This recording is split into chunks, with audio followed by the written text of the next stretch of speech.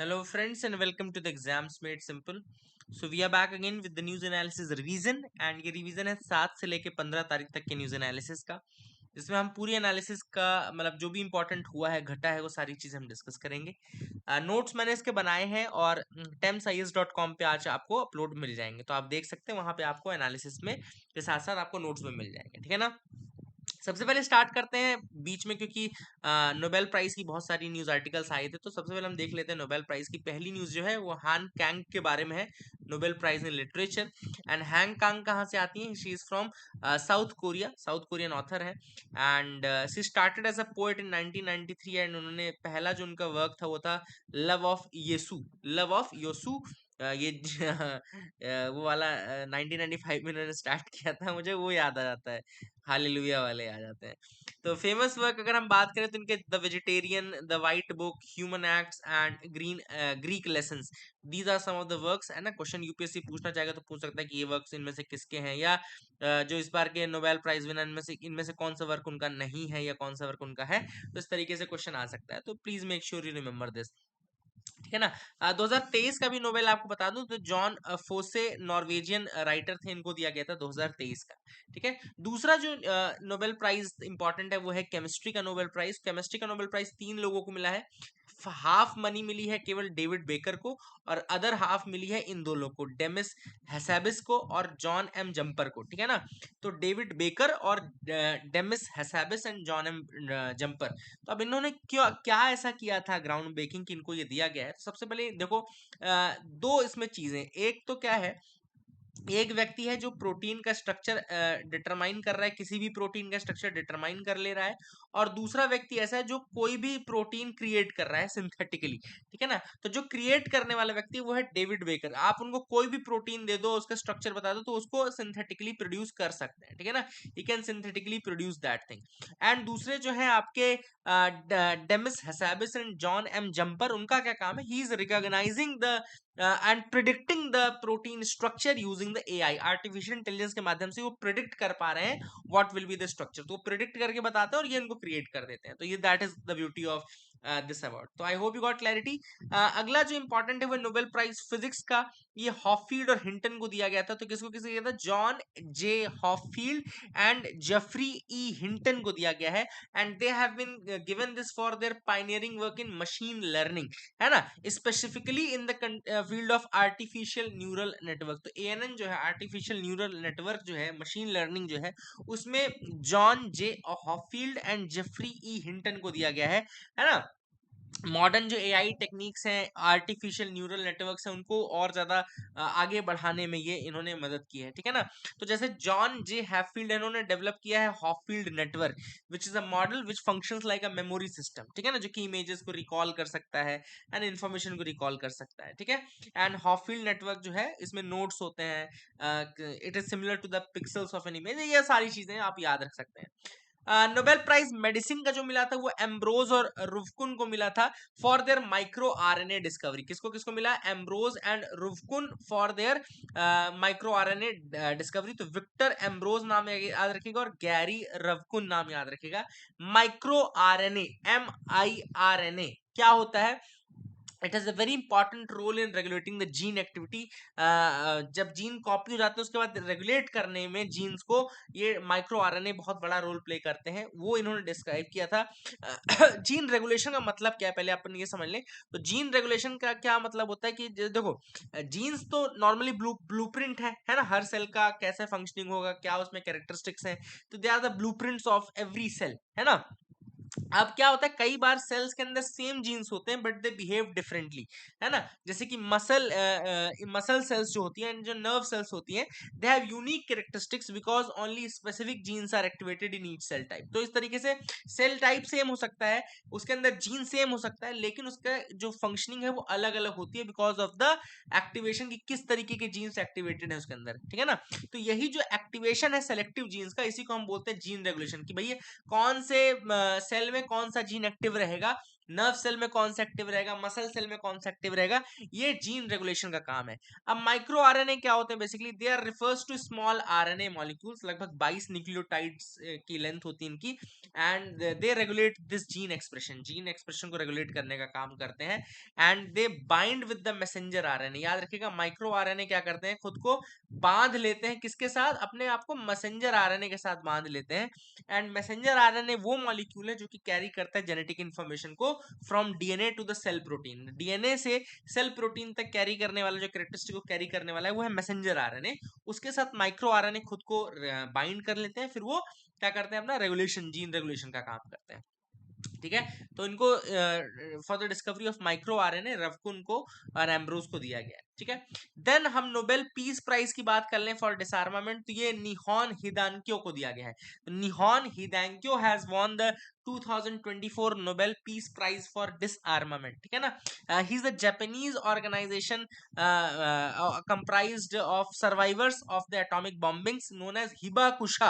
अब बहुत इंपॉर्टेंट है, देखो नोबेल पीस प्राइज इनको क्यों दिया गया है, क्योंकि इन्होंने एक ऑर्गेनाइजेशन बनाई थी जिसमें जितने भी सर्वाइवर्स हैं एटॉमिक बॉम्बिंग्स के, हिरोशिमा नागासाकी 1945 के, जिसको कि ये क्या बोलते हैं, हिबाकुशा, जो सर्वाइवर्स हैं उनको क्या बोलते हैं, हिबाकुशा।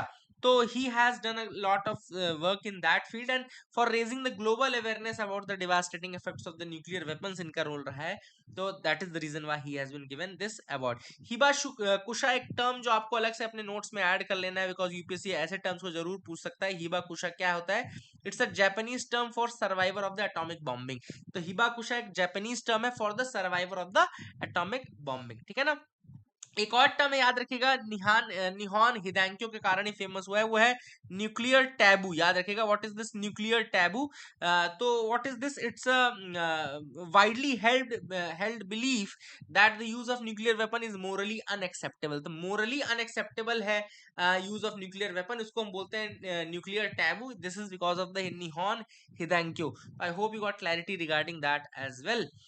फिर लास्ट जो नोबेल प्राइज है वो है नोबेल प्राइज इन इकोनॉमिक्स। तो नोबेल प्राइज इन इकोनॉमिक्स जो है वो डैरन एसेमोग्लू, साइमन जॉनसन और जेम्स रॉबिन्सन को दिया गया है for their research on wealth inequality between the Nations. जो नेशंस के बीच में वेल्थ इनइक्वालिटी है उसको स्टडी किया था डैरन एसेमोग्लू, साइमन जॉनसन और जेम्स रॉबिन्सन ने, इस कारण से नोबेल प्राइज इन इकोनॉमिक्स इनको दिया गया। ठीक है ना, I hope you got clarity regarding this as well. याद रखिएगा, अगली न्यूज पे आते हैं। जो सेकंड इंपॉर्टेंट न्यूज आर्टिकल है वो है prime minister Modi has inaugurated Indian institute of skills in Mumbai. ठीक है ना, तो इंडियन इंस्टीट्यूट ऑफ स्किल्स जो है वो कहाँ पे इनॉग्रेट किया गया है, मुंबई में, and it is designed for to train people for the future which will focus on their skills and will be important for industry 4.0। जो हम बात करते रहते हैं ना, इंडस्ट्रियल रेवोल्यूशन 4.0, है ना, तो उसमें बेसिकली जिसमें एआई और इंटरनेट ऑफ थिंग्स और सारी टेक्नोलॉजीज, अब जो नया एरा आ रहा है उसमें एडवांस्ड टेक्नोलॉजी का, जो एडवांस टेक्नोलॉजीज है, मॉडर्न टेक्नोलॉजीज है, उसके लिए प्रोवाइड करेंगे skill set Indian institute of skills में, जो कि कहां पर है, मुंबई में। अब इसमें क्या क्या बताएंगे तो वो भी देख लेते हैं, जैसे फैक्ट्री ऑटोमेशन, क्योंकि आपको पता चल रहा है कि ऑटोमेटिक सर्विसेज जो है वो बहुत ज्यादा अब आती जा रही हैं। डिजिटल मैन्युफैक्चरिंग, मैकाट्रॉनिक्स, मतलब इलेक्ट्रॉनिक्स और मैकेनिक्स को, जब मैकेनिकल सिस्टम्स को आप कंबाइन करते हो उसको बोलते हैं मैकाट्रॉनिक्स। देन आर्टिफिशियल इंटेलिजेंस की बात हो गई, डेटा एनालिटिक्स हो गए, एडिटिव मैन्युफैक्चरिंग, मतलब कि 3D प्रिंटिंग से आप ऑब्जेक्ट्स क्रिएट कर रहे हो तो वो एडिटिव मैन्युफैक्चरिंग है। इन सब में आप स्किल प्रोवाइड करेंगे। ठीक है ना, अगली जो न्यूज है वो है global biodiversity has declined 73% since 1970। तो 1970 के बाद से अभी तक अगर हम ग्लोबल बायोडाइवर्सिटी की बात करें, ग्लोबल बायोडाइवर्सिटी की बात करें तो वो लगभग 70% डिक्लाइन कर चुकी है, 73% डिक्लाइन कर चुकी है। This is as per the World Wildlife Fund report जिसका नाम है लिविंग प्लैनेट रिपोर्ट। ठीक है ना, वर्ल्ड वाइल्ड लाइफ फंड बोलते हैं इसको, रिपोर्ट का नाम क्या है, लिविंग प्लैनेट रिपोर्ट 2024 की है, और इसमें बताया गया कि लगभग 73% decline already global wild life में हो चुका है सिंस 1970, 73%। जो मेजर कॉजेस सामने आए हैं रिपोर्ट में वो है हैबिटेट डिस्ट्रक्शन, मतलब कि जैसे हम फॉरेस्ट को डिस्ट्रॉय करते जा रहे हैं फॉर क्रिएटिंग हाउसेज।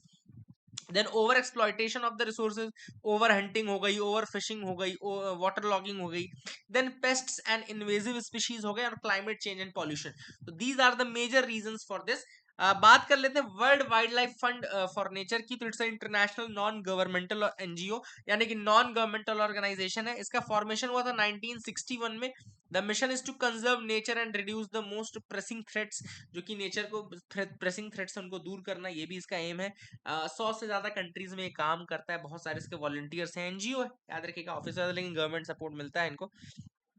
अगला है World Bank has established a fund to support Ukraine recovery. तो यूक्रेन की रिकवरी को सपोर्ट करने के लिए एक फंड बनाया है जिसका नाम है फाइनेंशियल इंटरमीडियरी फंड। याद रखिएगा, वर्ल्ड बैंक ने एस्टैब्लिश किया है, नाम है फाइनेंशियल इंटरमीडियरी फंड।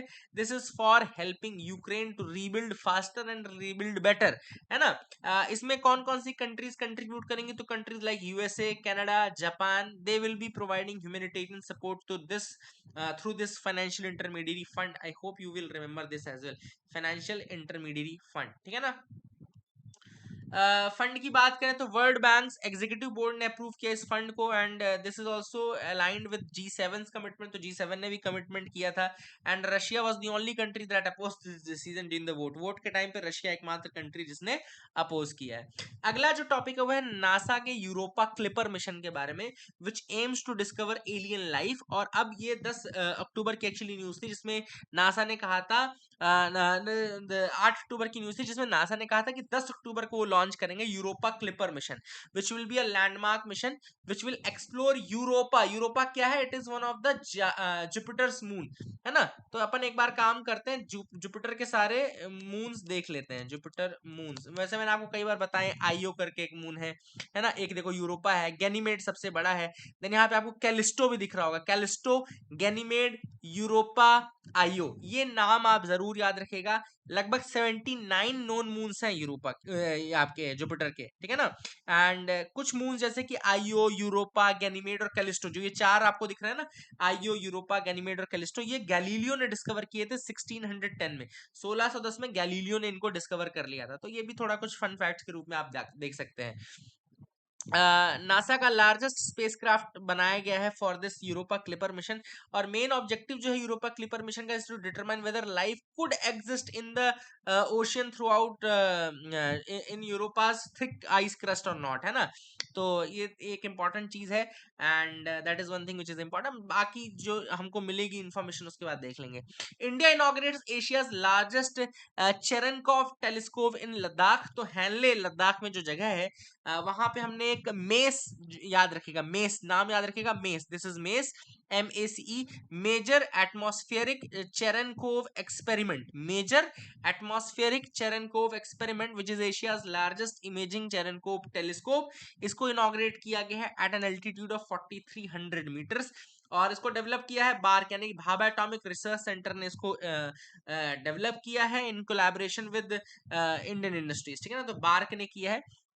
मेस याद रखिएगा, it's a very important telescope to study the cosmic rays. Cosmic rays को स्टडी करने में, जैसे गामा रेज हो गई, gamma rays which are high energy radiations, उनको स्टडी करने में ये मदद करेगा, है ना।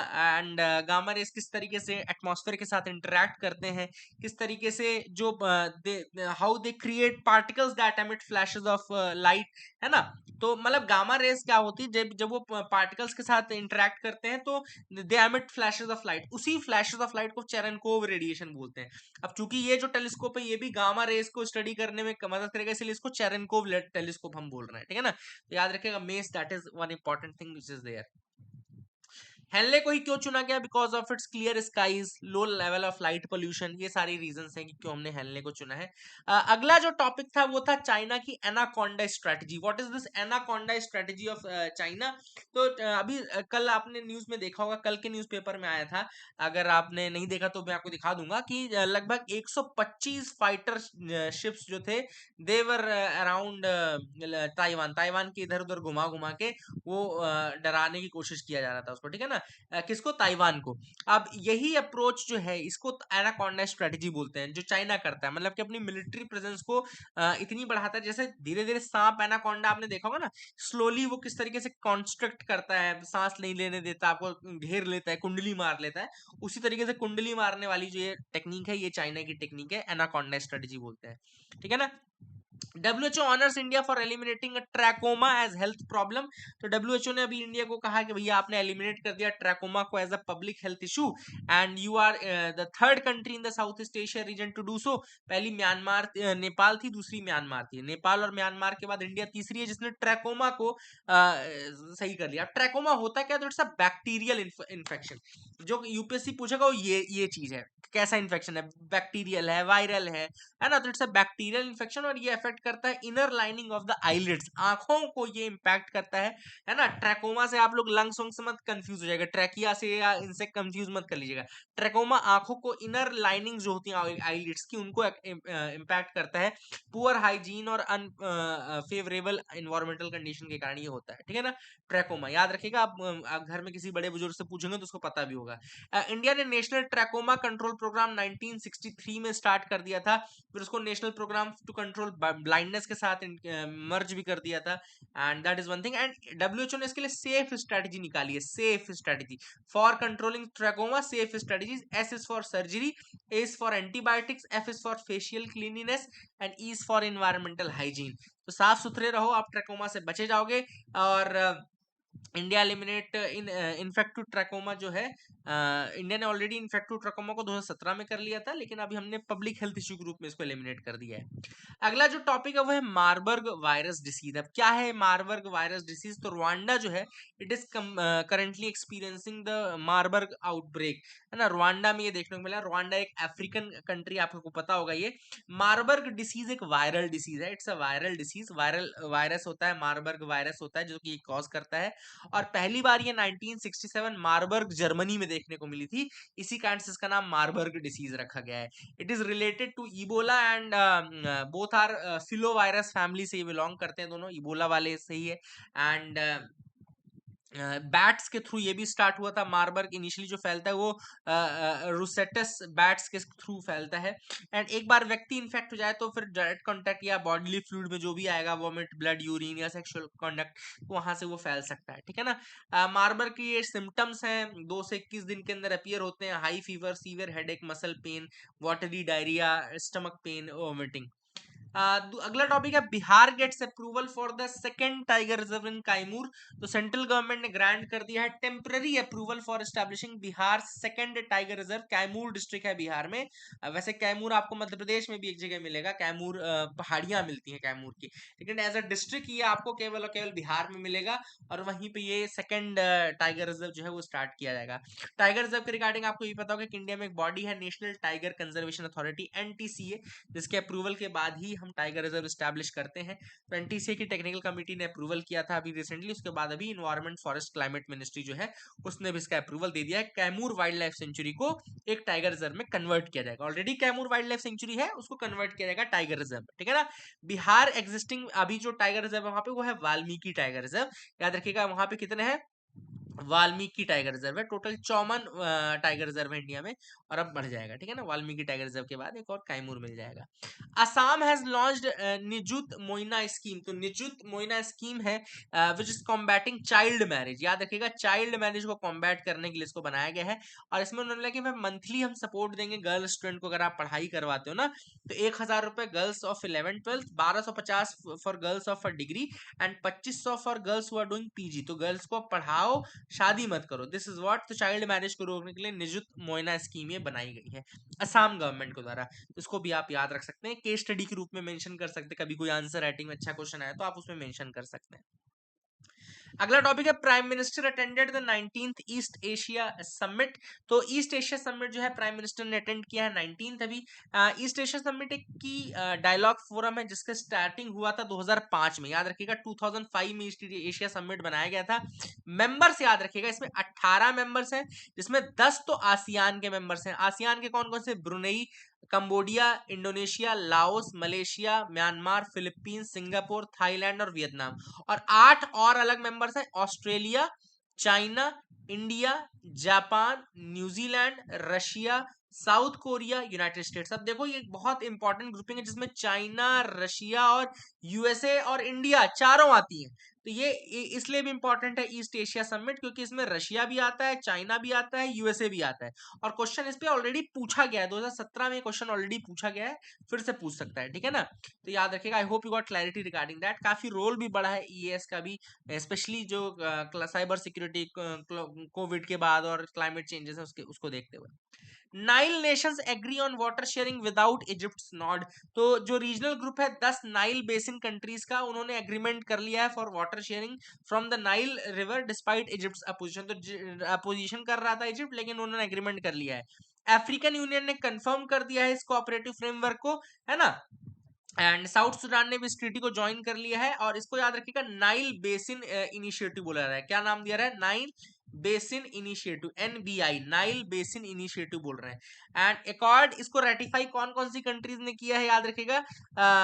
इथियोपिया है, युगांडा है, रवांडा है, बुरुंडी है, तंजानिया है। They have ratified. Ethiopia, Uganda, Rwanda, Burundi and Tanzania.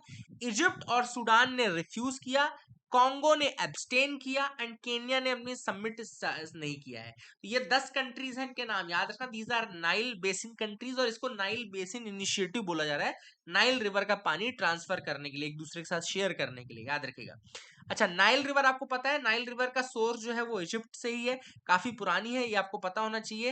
And याद रखिएगा, इसकी दो नदियां हैं, दो मेन सोर्सेज हैं इसके, व्हाइट नाइल और ब्लू नाइल।